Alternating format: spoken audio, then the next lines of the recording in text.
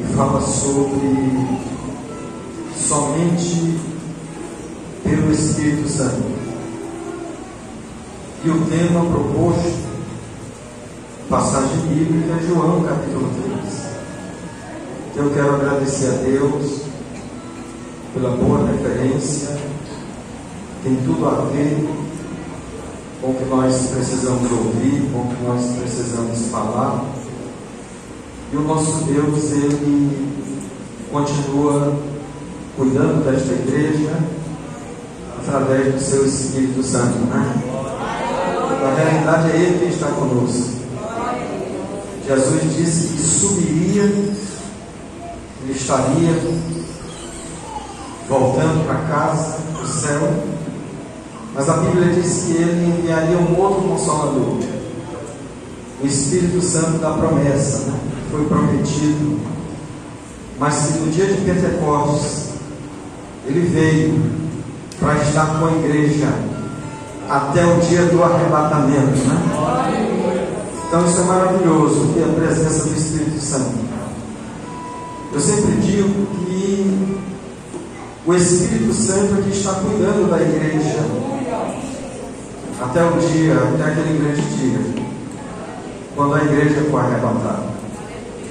E é bom a gente entender que a nossa salvação ela tem três etapas. A primeira etapa é justamente o dia em que nós aceitamos a Cristo como Salvador. A Bíblia diz que nós fomos selados com o Espírito Santo da promessa. E segundo ele, é o penhor para a garantia do dia da redenção.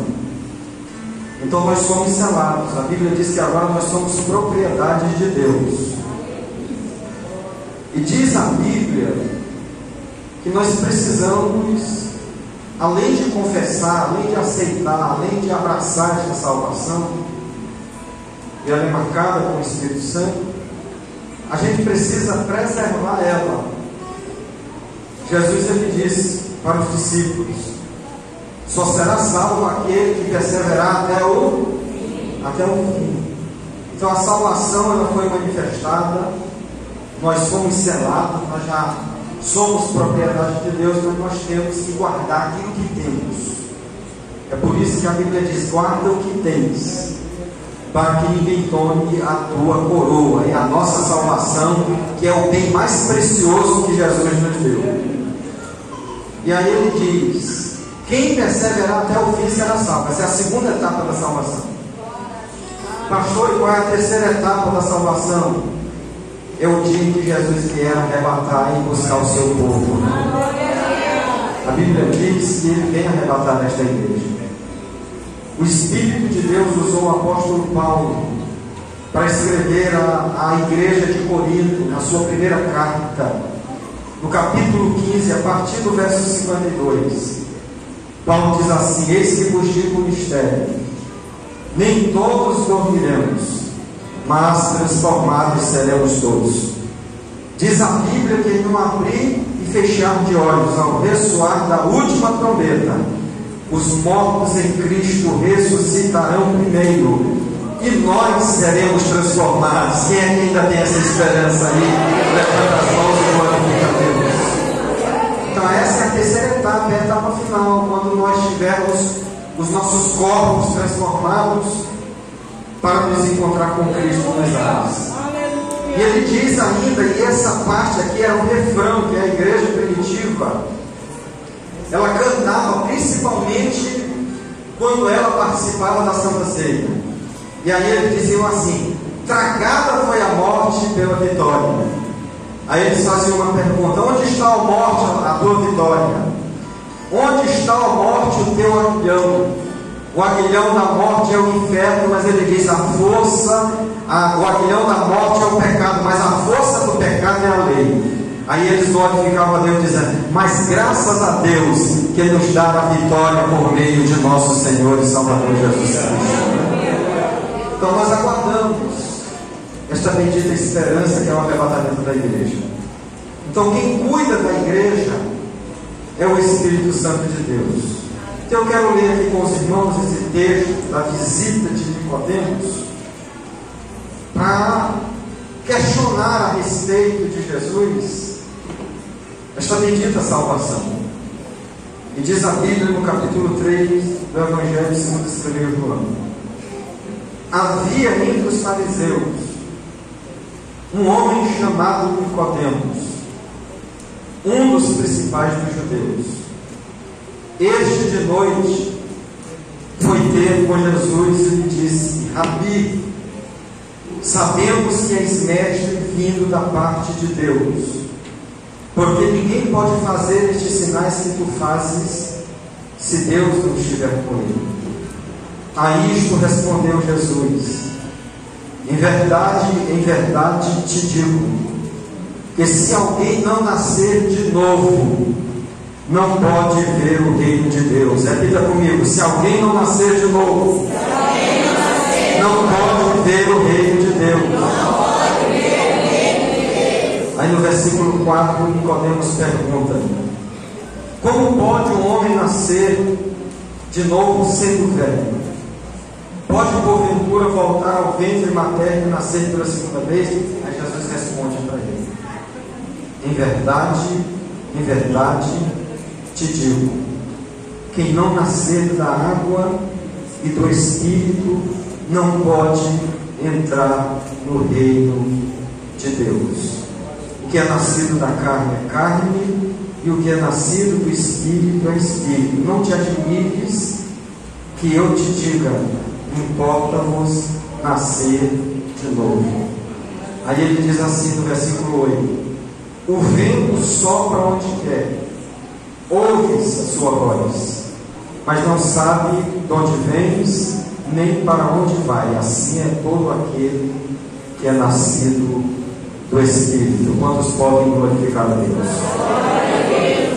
Eu quero refletir nesta noite com os irmãos, baseado no tema que nos foi proposto, somente pelo Espírito Santo de Deus. E é verdade, nós só estamos aqui porque um dia ouvimos a palavra de Deus, mas quem nos convenceu foi a terceira pessoa da Santíssima Trindade, foi o Espírito Santo. E a Bíblia diz que é só o Espírito Santo que pode convencer o homem do pecado, da justiça e do juízo de Deus. Eu me lembro bem quando eu era ainda ignorante na fé, há praticamente 27 anos atrás, e uma pessoa pregava para mim, trabalhava numa empresa, eu era o chefe do departamento pessoal daquela empresa, e uma irmã que vinha receber a pensão que era pago pelo contra-cheque lá no setor pessoal, ela vinha receber a pensão alimentícia que era descontada no contra-cheque do esposo dela que trabalhava na empresa. E ela era crente, eu não era. E ela pregava para mim e dizia assim: seu Eudes, o senhor não quer aceitar Jesus como Salvador? Eu dizia assim para mim: eu aceitei desde quando eu nasci. Olha só a ignorância. E ela dizia assim para mim: mas deixa eu dizer uma coisa, um dia Jesus vai voltar para buscar a sua igreja, e Ele quer que o Senhor faça parte desta igreja. Aí eu, ignorante, porque a Bíblia diz que o homem que não tem o Espírito Santo de Deus, ele não compreende as coisas de Deus. Por quê? Porque as coisas de Deus se discernem espiritualmente. E eu entendi assim: mas como? Jesus vem buscar na igreja, esse templo de vocês, essa igreja que vocês adoram, como é que Ele vem buscar esta igreja e levar esta igreja, este templo? Ela dizia: não, um dia, quando o Senhor aceitar a Ele como Salvador e receber o Espírito Santo de Deus na sua vida, o Senhor vai compreender. Eu quero lhe dizer é que nós somos a igreja, nós somos o templo do Espírito Santo de Deus, e quando Jesus voltar, Ele vem buscar a gente. Nós somos a igreja do Senhor. E eu só fui entender isso quando eu recebi a presença do Espírito Santo. Hoje eu sei que eu faço parte desta igreja que um dia será arrebatada, que irá estar com Cristo por toda a eternidade. Então a Bíblia diz, Paulo diz que o homem natural, ele não compreende as coisas de Deus. Então veja como é importante você ter o Espírito Santo de Deus na sua vida. Quando eu fico lendo esse texto bíblico aqui, eu começo a observar e ver a pessoa do apóstolo João. Porque, se você não sabia, João era a pessoa mais íntima de Jesus, de todos os apóstolos. A Bíblia diz que Jesus ele tinha um círculo de pessoas que estavam mais próximas dele. Por exemplo, Jesus ele pregava para multidões, mas às vezes aquelas multidões que estavam bem distantes não conheciam de perto, não sabiam como era Jesus e quem era Jesus. Mas tinha uma outra multidão que já conhecia Jesus. A Bíblia diz que Jesus tinha 70 discípulos missionários que ele encaminhava para pregar o Evangelho. E estes missionários já conheciam a Jesus. Mas no meio destes 70, a Bíblia diz que tinham mais 12 que eram bem próximos de Jesus. Quanto mais você se aproxima de Jesus, mais você conhece a Ele melhor. E diz a Bíblia que dos 12 apóstolos, tinham 3 que eram bem mais chegados do que os 12. Quem eram eles? Diga comigo: Pedro, Tiago e João. Observe que lá no Monte da Transfiguração, quando Moisés e Elias apareceram, quem estava próximo de Jesus no Monte da Transfiguração era Pedro, Tiago e João. Observe que quando Jesus estava no Getsemane, quem estava próximo ali, quando Jesus estava ali, antes da agonia no Calvário, orando, era Pedro, Tiago e João. Mas a Bíblia diz que dos 3, tinha um que era ainda mais íntimo de Jesus. Quem era ele? O apóstolo João. Aquele apóstolo que no dia da Santa Ceia inclinou a cabeça no ombro de Jesus. Então diga para a pessoa que está ao seu lado: é bom estar perto de Jesus. É bom ser íntimo de Jesus.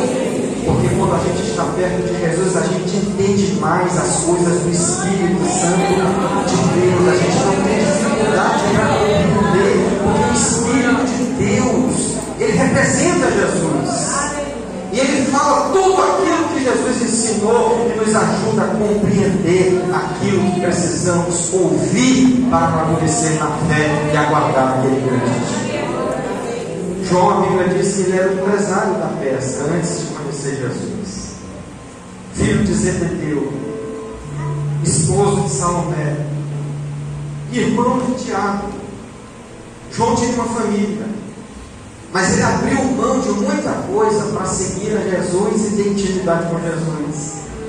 E diz a Bíblia, meus irmãos, que quando Jesus foi assunto aos céus, um dos pastores de referência da igreja de Jerusalém foi João, juntamente com Pedro e Tiago.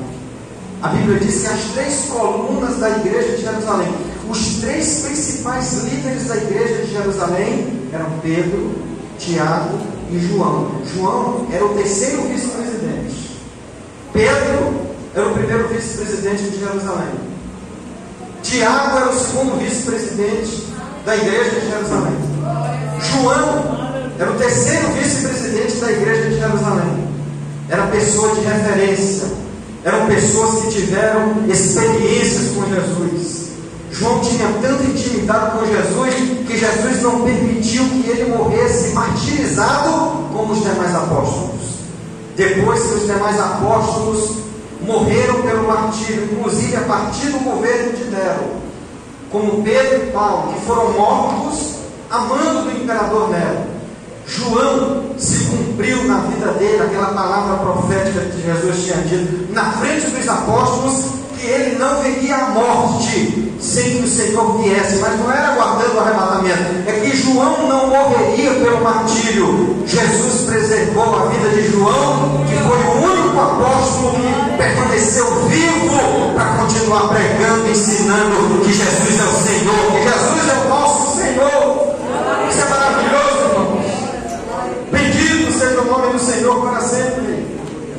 João, a Bíblia deixa bem claro que ele era tão íntimo de Jesus, que depois que os apóstolos morreram, João, ele cuidou da mãe de Jesus. Ele foi morar em Éfeso. Ele pastoreou a igreja de Éfeso. e cuidou da mãe de Jesus.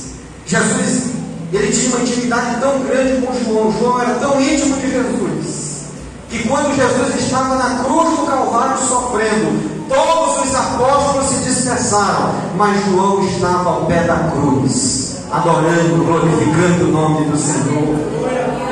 A Bíblia diz que quando João estava já pastoreando na ilha, em Éfeso, a Bíblia diz que já no governo do imperador Domiciano, ele foi exilado para a ilha de Pátimos, lá do Mar Egeu. E foi lá, naquela ilha, que João recebeu a maior revelação profética de toda a história, e foi declarado o livro do Apocalipse. Foi aproximadamente já depois de 60 anos que ele teve todas as suas experiências com Jesus e com os apóstolos. Do ano 90 ao ano 96, João, ele escreve este evangelho para relatar muitas coisas que os apóstolos não relataram. Por que os evangelhos são chamados de 3 evangelhos sinóticos? Por quê? Porque Mateus, Marcos e Lucas, eles relatam coisas paralelas, acontecimentos com as mesmas características. Mas João, 90% do evangelho de João, nenhum dos outros evangelistas relataram.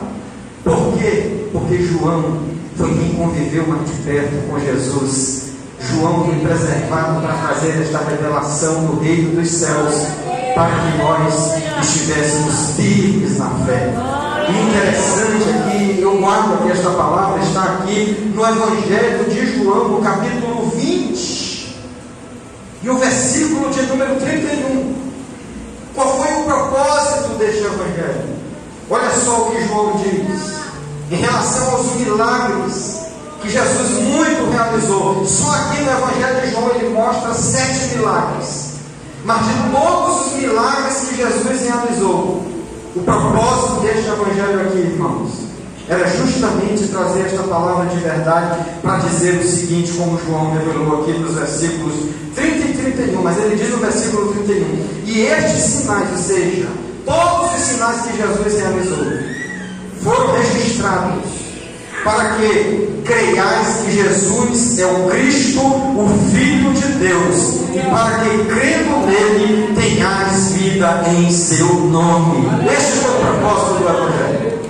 Então nós estamos aqui porque nós precisamos entender que um dia nós cremos, e se você ainda não tomou esta atitude de crer e experimentar a presença do Espírito Santo de Deus na tua vida, eu quero te dizer que Ele está aqui para abençoar a tua vida, e Jesus está aqui para escrever o teu nome também lá no livro da vida. Que maravilha! E eu quero aqui falar aqui algumas verdades para os irmãos com base nesse texto que nós lemos. Primeiro, Nicodemos foi visitar Jesus. Eu não sei se vocês já perceberam uma coisa. Vocês já perceberam que quando Jesus pregava para os pecadores, Jesus não dizia assim para eles que eles tinham que nascer de novo. Jesus pregava o evangelho do reino. Por exemplo, com Zaqueu, Jesus disse: desce depressa, Zaqueu, porque hoje me convém pousar na tua casa. Ou seja, hoje eu quero entrar na tua casa. E diz a Bíblia que o Espírito Santo convenceu Zaqueu, e Jesus foi para a casa dele jantar com ele, e a Bíblia diz que houve salvação naquela casa, porque Zaqueu se arrependeu, porque o Espírito Santo convenceu que ele precisava se arrepender para seguir a Jesus, para estar com Jesus e para morar no dia do céu. A Bíblia diz que quando Jesus pregou para o cego de nascença, curou ele, Jesus não disse para ele que ele tinha que nascer de novo. Por quê? Porque quando ele ouviu a mensagem do Evangelho, a primeira coisa que ele fez foi se arrepender. Não foi só receber a cura, porque muitas vezes a cura não salva. A Bíblia diz que Jesus salvou quantos leprosos? 10 leprosos. Mas quantos dos 10 foram salvos? Somente um. Melhor do que ser curado é ser salvo por Jesus.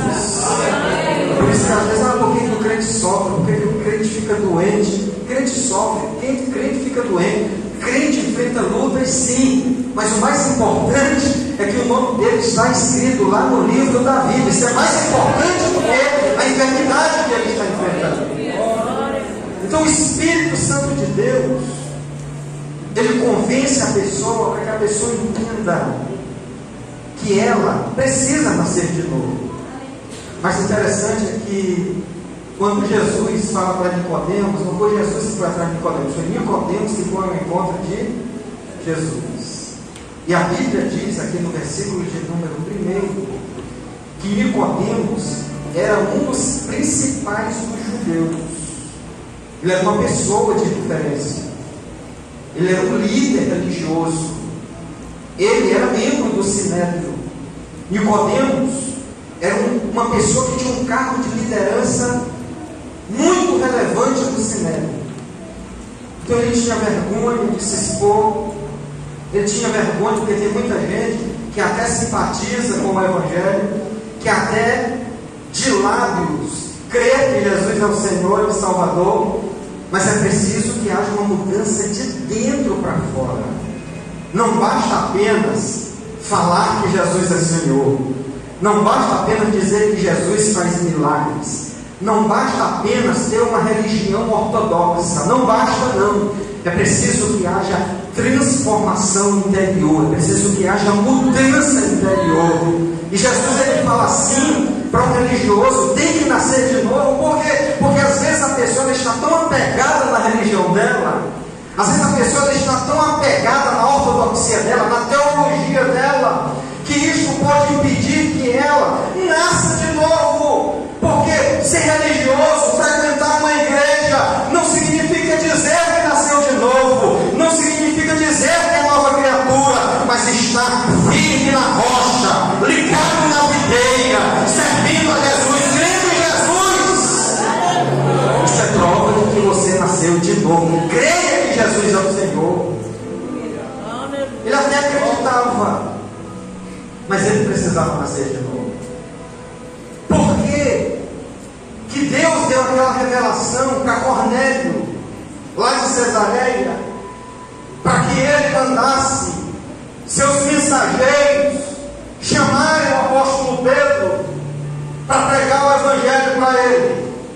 Olha, irmãos, Paulo, quando escreveu para os Romanos, no capítulo 10, versículos 8, 9, 10 e 11, Paulo disse assim na pregação: a palavra está perto de ti, na tua boca e no teu coração, isto é, a palavra da fé que pregamos.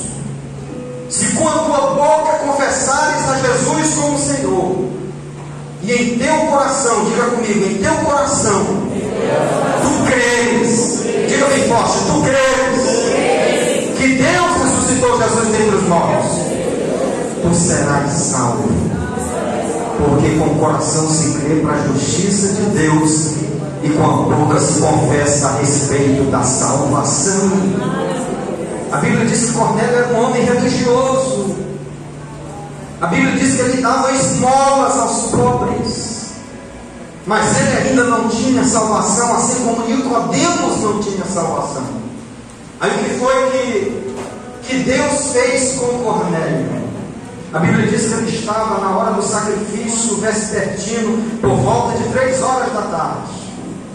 Ele estava orando, porque o religioso também ora.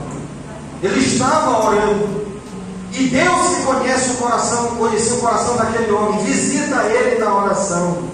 É por isso que a gente não deve julgar a vida de ninguém. Nós não temos capacidade para julgar ninguém, porque a qualquer momento Jesus pode visitar diretamente uma alma e nos surpreender, porque quando Ele quer salvar, Ele vai direto, como Ele fez com Saulo de Tarso: Saulo, Saulo, por que me persegue? Então Deus visita alguém. Nunca duvide de que Jesus não possa salvar alguém da tua família. Nunca duvide que Jesus não possa salvar uma autoridade. É por isso que nós temos que respeitar as autoridades, porque Jesus pode salvar a qualquer momento. O poder é dele, a obra é dele, a graça é dele, é ele que realiza a obra, é ele que salva. Aí diz a Bíblia que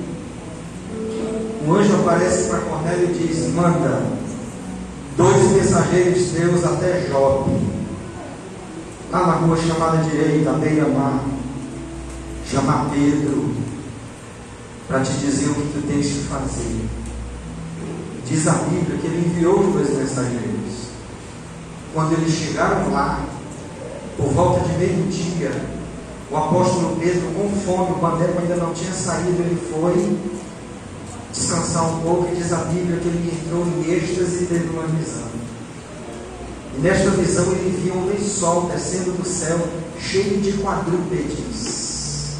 Ele ouviu uma voz que dizia assim: mata e come. E ele, como judeu que era, judeu não come quadrúpedes, répteis. E ele disse: longe de mim, Senhor, comer tal coisa. Ele diz: não rejeite aquilo que Deus santificou.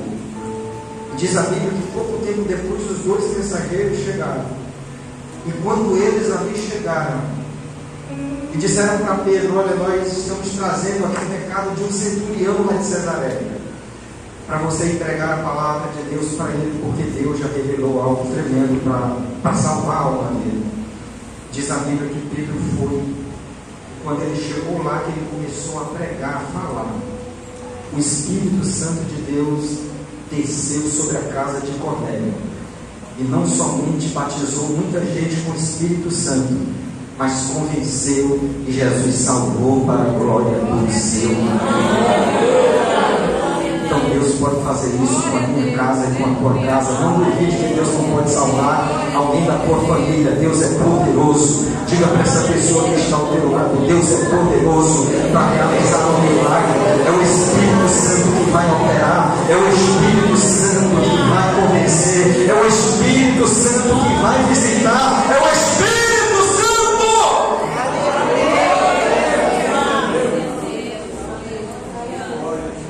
A Bíblia diz em João 19:39 que depois da morte de Jesus, Nicodemos, que era de boa condição financeira, ajudou no sepultamento de Jesus.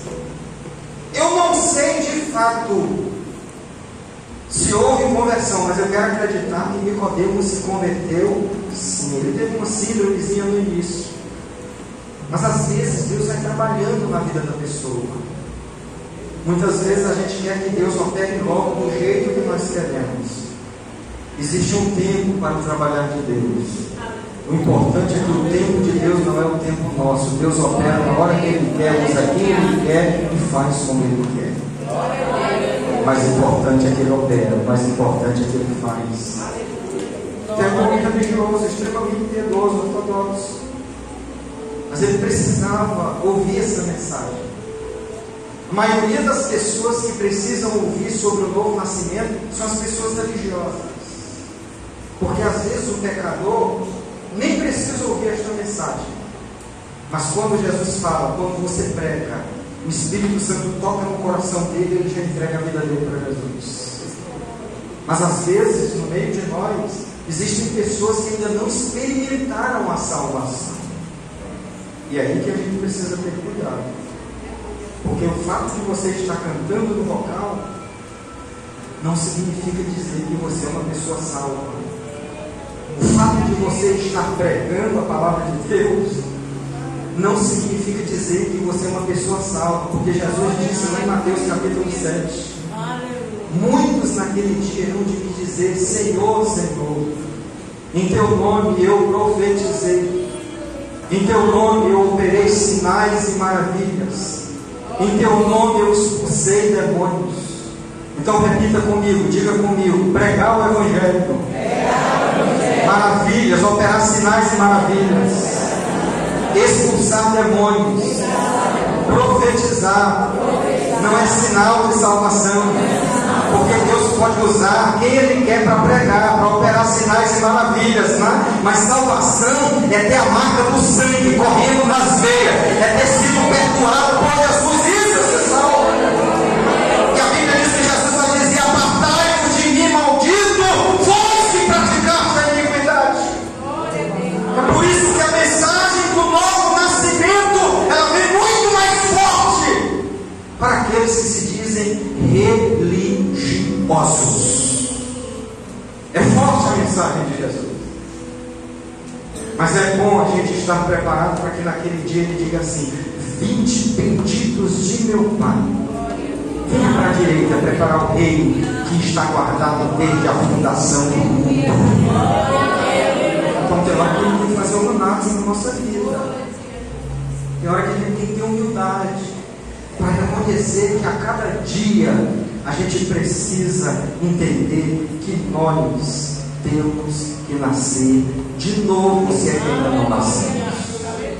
Então a Bíblia diz que ele foi ter de noite com Jesus, é no versículo 2. De noite ele foi ter com Jesus e disse: Rabi, mestre. E olha o que ele diz: sabemos que és mestre vindo da parte de Deus, porque ninguém pode fazer estes sinais que tu fazes se Deus não for com ele. Ora, irmãos, é Deus que opera, é Deus que realiza.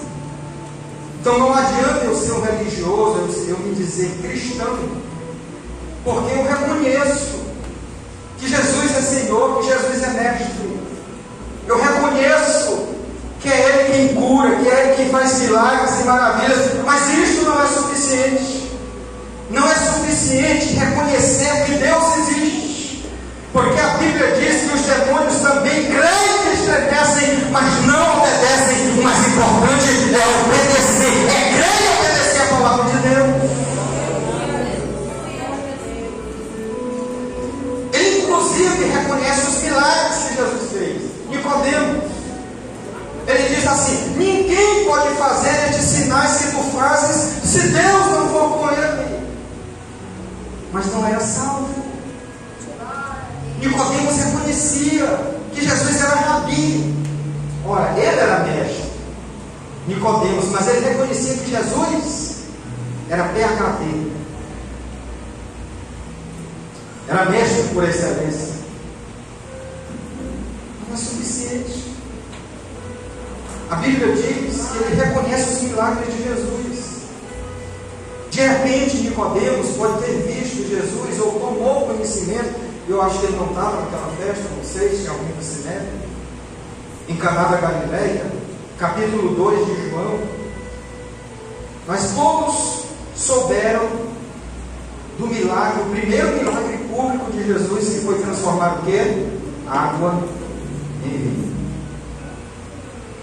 De repente, Nicodemos tomou conhecimento ou participou da cura do centurião romano. Quando Jesus curou ele, está lá no capítulo 4 de João. De repente, ele viu e contemplou Jesus curando o paralítico, há 38 anos ali esperando uma cura no tanque de Betesda. Tomou conhecimento disso. Por isso que ele diz: sabemos que tu és mestre vindo da parte de Deus, porque ninguém pode fazer estes sinais que tu fazes se Deus não for contigo. Será que Nicodemos viu a multiplicação dos pães? Jesus fazendo a obra social, multiplicando os pães? Será que Nicodemos viu Jesus andar por sobre as águas? Não, mas ele tomou conhecimento, porque os discípulos que estavam com Jesus no barco comentaram acerca deste milagre. Nicodemos não viu Jesus curar o cego de nascença, talvez, mas todo o milagre que Jesus realizava se tornava público. Todo milagre que Jesus realizava se tornava público. Ou você pensa que Nicodemos não tomou conhecimento da ressurreição de Lázaro? Por isso que ele fala isso aqui. Ele está reconhecendo que Jesus veio da parte de Deus. Mas não basta reconhecer que Jesus veio da parte de Deus. Se o coração estiver fechado, Deus não pode entrar. O diabo chega a escancar a nossa vida, não pede licença e vem e saqueia a nossa casa, a nossa vida. Mas a Bíblia diz que Jesus chega e diz assim: eis que estou à porta e bato. Se alguém abrir a porta do seu coração, eu entrarei em sua casa, cearei com ele e ele comigo. Quem já está ceando com Jesus? Quem já está experimentando a graça de Deus? Quem já já pode sentir a alegria da presença do Espírito Santo morando dentro da tua casa espiritual, que é a tua vida? Quem pode sentir Jesus operando um milagre, mas acima de tudo sentir a salvação de Deus na sua vida? Quem pode sentir isso? Levante as mãos, glorifique o nome dele, porque a salvação é muito mais importante.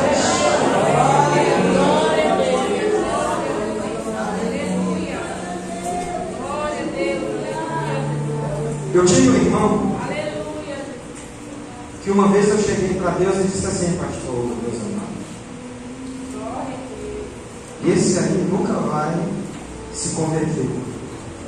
Eu dizia no meu coração, nunca falei para ninguém, eu acho que eu falei para minha esposa também, esse aí nunca vai se converter. Era muito apegado, vivia, era uma pessoa tranquila, calma, aquela pessoa que você pregava, tudo ele aceitava.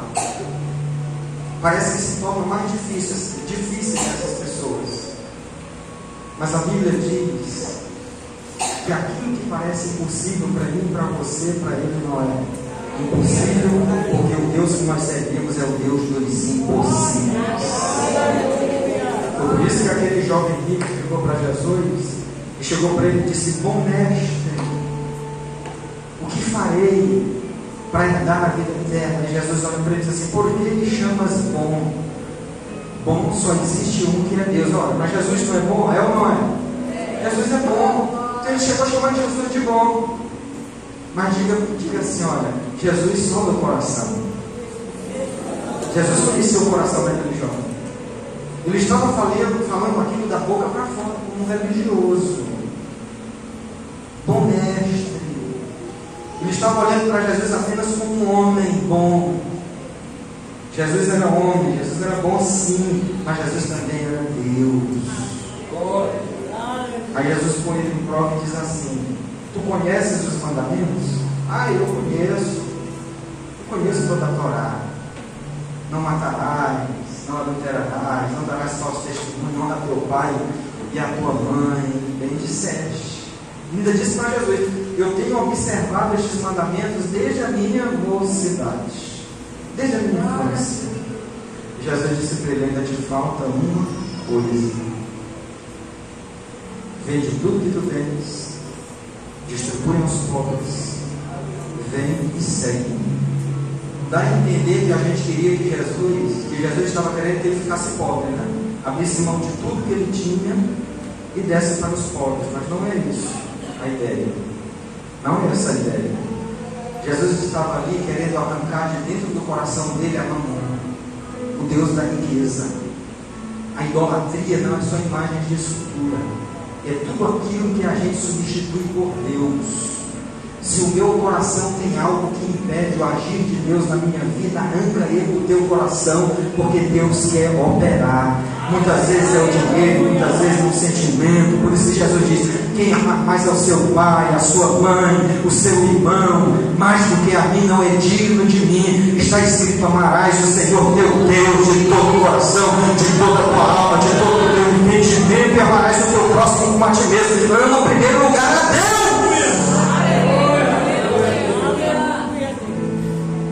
Aí ele disse assim: bom, sendo assim, eu prefiro ficar com minha religião. Ele deu meia volta e voltou. Aí Jesus olhou para os discípulos e disse assim: quão difícil, é mais fácil um camelo entrar por um buraco de uma agulha, que era a porta da entrada de Jerusalém, uma espécie de agulha que não dava para os pecadores entrarem. Era muito difícil. Ele disse: pois é mais fácil os camelos entrarem pela porta da agulha de Jerusalém do que entrar no reino de Deus. Aí, eu não sei se foi Pedro, os discípulos chegou e disse assim: então, quem pode ser salvo, Senhor?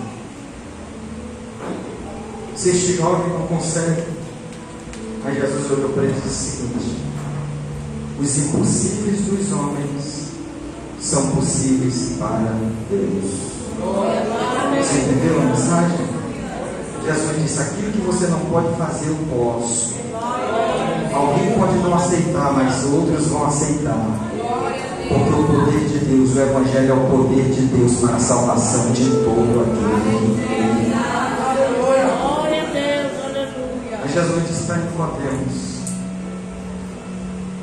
em verdade te digo, que se alguém não nascer de novo, por vocês que me deram esse tema,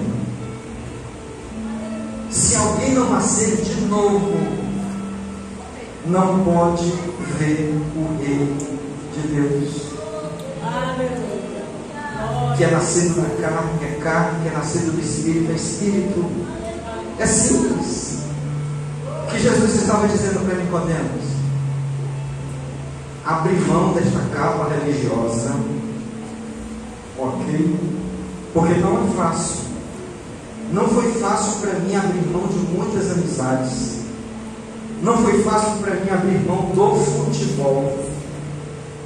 Não foi fácil para mim abrir mão de festas, dos prazeres. Não foi fácil para ninguém que um dia decidiu sacrificar tudo para seguir a Jesus. Mas eu quero dizer uma coisa: vale a pena ou não vale a pena? Vale a pena ou não vale a pena? Eu estou com 27 anos de fé, 17 anos de ministério pastoral, mas a vontade de pregar, a vontade de servir a Deus é a mesma de quando eu aceitei a Jesus como meu Salvador. Eu nunca me desviei da presença de Deus. Então Jesus disse: precisa nascer de novo.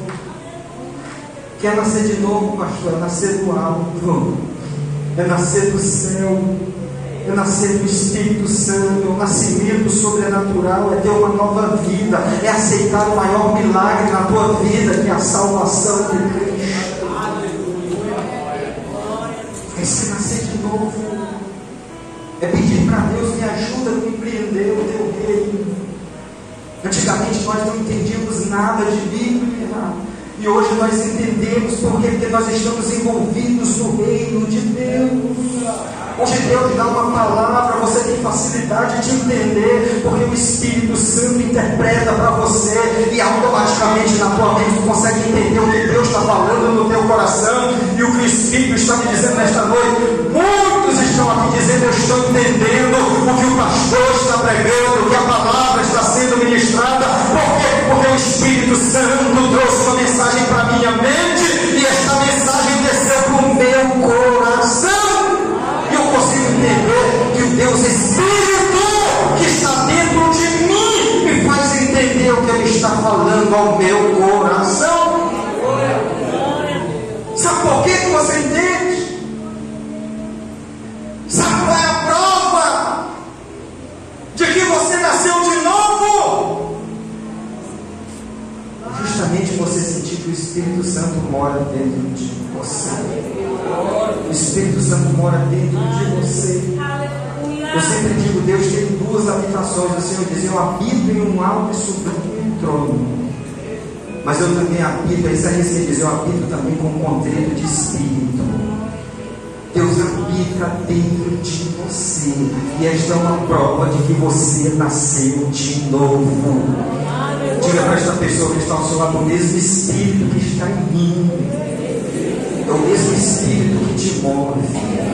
Diga para ela: o mesmo Espírito que está em você é o mesmo Espírito que testifica para mim que nós somos filhos de Deus. O teu Deus é o meu Deus, o teu povo é o meu povo. Nós sentimos a presença dele, nós bebemos da mesma fonte, nós nos alimentamos da mesma palavra, nós temos convicção de que nós iremos para o céu. Eu estou aqui sentindo a graça da parte de Deus, porque é uma igreja repleta, comemorativa, mas cheia do Espírito Santo, que tem convicção do novo nascimento.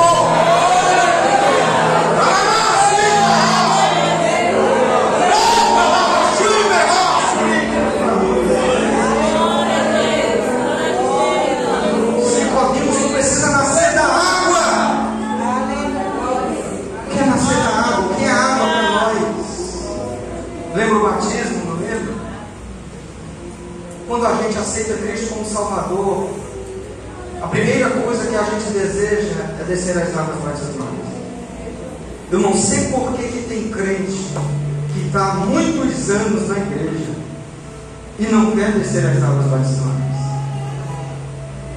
A Bíblia diz que quando Filipe, um dos diáconos da igreja, vinha da adoração de Jerusalém, e vinha o etíope eunuco na sua carruagem, com a rainha de Candace, ele foi assistir um culto em Jerusalém,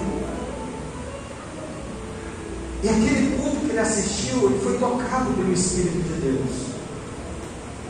Diz a Bíblia que ele vinha naquela carruagem, e olha, tudo é obra do Espírito. Diga comigo, tudo é o Espírito Santo. É o Espírito Santo que move, é o Espírito Santo que comove, é o Espírito Santo que direciona, é o Espírito Santo que nos dá visão, é o Espírito Santo que nos chama, é o Espírito Santo que nos vocaciona, é o Espírito Santo que trata conosco. E Deus fala no coração de Filipe: olha, vai lá naquela carruagem, tem uma alma sedenta lá, vai lá explicar.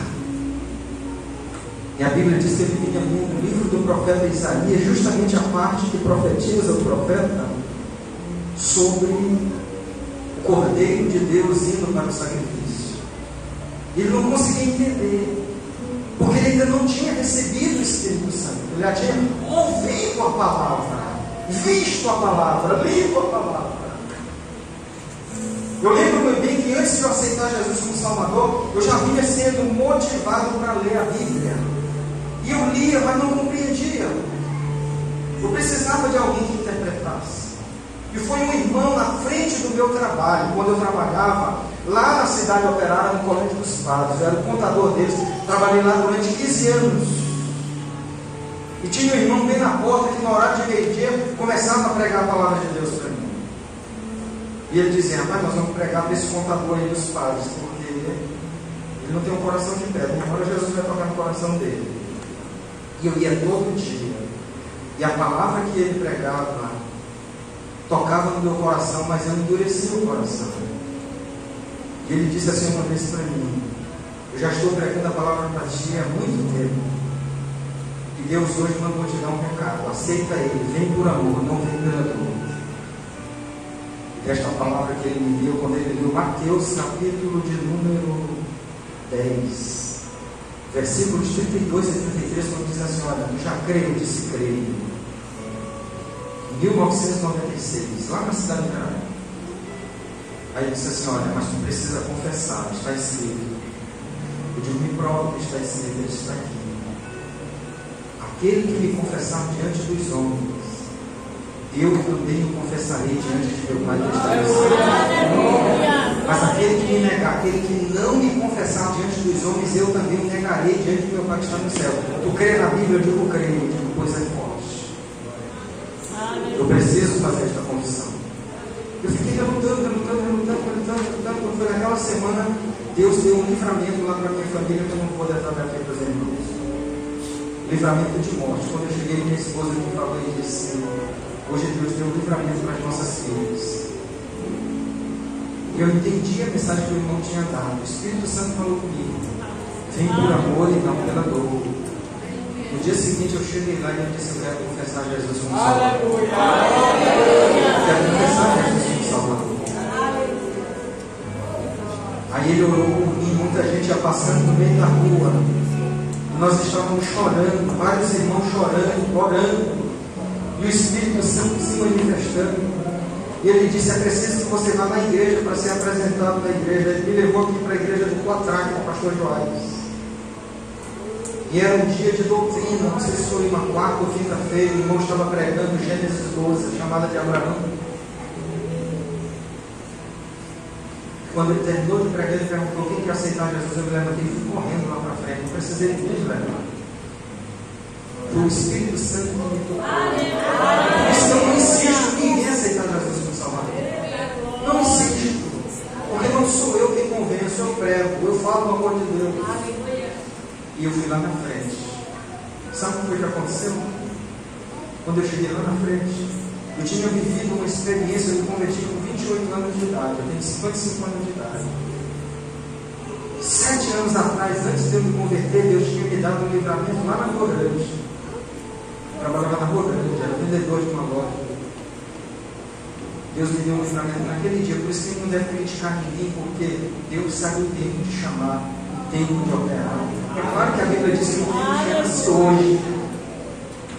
Mas no dia que eu fui para confessar o nome de Jesus lá na igreja do Quadrado, veio uma santa de Deus, como uma dessas irmãs aí, colocou a mão no meu peito e disse assim: que bom teres tomado esta atitude. Eu sou o mesmo Espírito Santo de Deus que te livrou da morte há 7 anos na frente daquela loja, e a partir de hoje te farei um pregador da minha palavra. Eu guardei a então, nascer da água é se arrepender. Nascer da água é confessar o seu pecado para Jesus. Nós precisamos todos os dias confessar os nossos pecados para Jesus, porque isto é prova de que você nasceu de novo. Você nasceu do Espírito, você nasceu da água. Nascer do Espírito é compreender o reino de Deus. Era isso que Nicodemos precisava fazer. Mas aí, para concluir a nossa mensagem, a Bíblia diz aqui no versículo de número 8 que Jesus disse para Nicodemos, para entender a mensagem. Jesus diz: o vento sopra onde quer. O Espírito Santo na Bíblia é representado, simbolizado pelo que também? Pelo vento. Diga, vento. Então ele diz: o Espírito Santo sopra onde? Ouve-se a sua voz.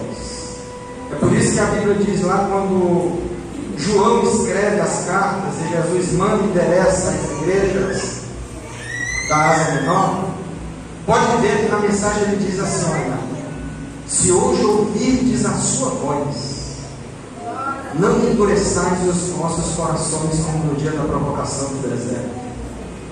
Quando o Espírito Santo está soprando, Deus tem um propósito. Se você está crendo que Deus está falando, é com você, não endureça o teu coração, abra o teu coração, porque é o Espírito Santo soprando. Então você está ouvindo a voz dele. Aí Jesus disse para Nicodemos: ele está soprando na tua vida, ele está soprando na tua casa. Tu estás ouvindo a voz do Espírito Santo. Tu não sabes de onde o vento vem e para onde vai. Assim é todo aquele que é nascido do Espírito. Pastor, o que o senhor quer dizer com isto? É que Deus me trouxe aqui nesta noite para dizer que tudo é pelo Espírito de Deus. O Espírito de Deus está soprando na tua vida. O Espírito de Deus está soprando no teu ministério. O Espírito Santo de Deus está soprando na tua família. O Espírito Santo de Deus está soprando na tua vida profissional. O Espírito Santo está soprando na vida daquele teu filho rebelde. O Espírito Santo está soprando na vida do teu esposo. O Espírito Santo está soprando no teu casamento. O Espírito Santo está soprando para realizar uma obra extraordinária. Se tu creres, levanta as mãos nessa noite. Creia, ouça a voz do Espírito.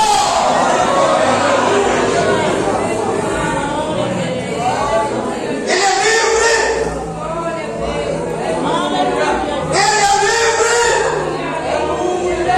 Ninguém vai conseguir deter a ação do Espírito Santo de Deus na tua vida.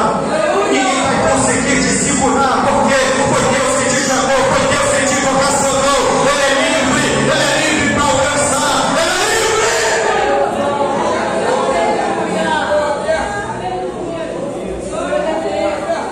Como é que você ouve a voz do Espírito Santo? Quando você ouve a palavra. Jesus estava dizendo para Nicodemos: o vento está soprando. Você está ouvindo a voz do Espírito Santo. Se você está ouvindo, não resista, porque a Bíblia diz que quem nele crê tem a vida eterna. Nos versículos 15 e 14 ele conclui dizendo: da mesma forma, ele está contando ainda para Nicodemos, da mesma forma que Moisés levantou a serpente no deserto, importa que o Filho do Homem seja levantado, para que todo aquele que nele crê tenha vida eterna. Você lembra deste episódio do deserto? O povo estava peregrinando pelo deserto. E esta serpente que foi levantada no deserto é um tipo de Cristo. E a Bíblia diz que Deus mandou Moisés construir, fabricar, fazer aquela serpente, porque o povo no deserto estava sendo mordido e morrendo por víboras. E Deus disse para Moisés: olha, todos aqueles que foram mordidos por estas víboras no deserto, é só olhar para esta serpente aqui, e olhando para ela, receberão a cura. O que esta serpente simboliza? Simboliza Jesus lá na cruz do Calvário, morrendo por mim e por você, e curando todas as nossas enfermidades. Jesus já curou todas as nossas enfermidades espirituais, inclusive o pecado, e agora nós somos livres por causa do sacrifício dele na cruz do Calvário. O que eu espero esta noite? Aleluia. Quem está entendendo a mensagem? Quem está ouvindo a voz do Espírito Santo nesta noite? Dê a mão para esta pessoa que está ao seu lado e diga para ela: Deus vai soprar. O vento está soprando sobre a tua casa. O vento está soprando. Ouça mais a voz do Espírito Santo. Esta é uma prova de que você nasceu novo. Você conhece a voz do teu Deus quando Ele está falando. Você consegue sentir a presença dEle quando Ele está soprando na sua vida.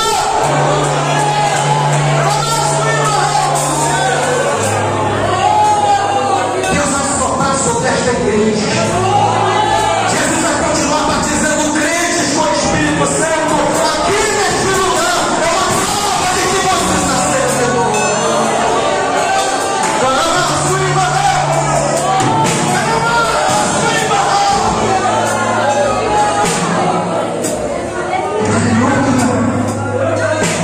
Aleluia. Ele está aqui presente nesta noite para dizer para você: te acalma, está tudo bem, está tudo bem. Ele vai cuidar de você, Ele vai cuidar da tua família. Aleluia. Glória a Deus. Como é bom sentir a presença